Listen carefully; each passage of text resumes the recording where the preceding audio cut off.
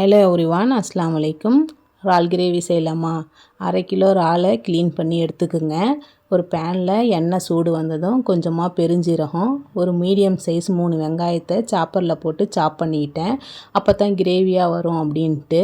நல்லா உப்பு போட்டு இந்த மாதிரி செவந்து வந்ததும் 1½ டேபிள் ஸ்பூன் இஞ்சி பூண்டு, ஒரு மீடியம் சைஸ் தக்காளி 3 தக்காளி அதில் போட்டுக்கலாம். அது நல்லா எண்ணெய் பிரிஞ்சு வந்ததும் மிளகுத்தூள், ஜீரகத்தூள், தனி மிளகாத்தூள், கரம் மசாலா, மஞ்சத்தூள் இதெல்லாம் போட்டு எண்ணெய் பிரிஞ்சு வந்ததும் கொத்தமல்லி தலையும் இறாலை ஆட் பண்ணிக்கலாம். தண்ணி விடாதீங்க, அந்த தண்ணி அதிலே வந்துடும். கொஞ்சம் நேரம் இப்படி கிண்டி விட்டு வச்சிங்க அப்படின்னா அதுவே தண்ணி விட்டுடும். இங்கே பாருங்கள், மூடி போட்டு ஒரு 1/4 மணி நேரம் விட்டிங்கன்னா இறால் வெந்துடும். இந்த மாதிரி எண்ணெய் பிரிஞ்சு வந்ததும் தோசைக்கு, இட்லிக்கு, சாதத்துக்கு போட்டு சாப்பிட்டுக்கலாம். பேக் டு ரொட்டீன் மாதிரி. நானும் என் பையன் காலேஜ் லீவ் விட்டுருந்தாங்க. இனிமேல் காலேஜ் போகிறதுனால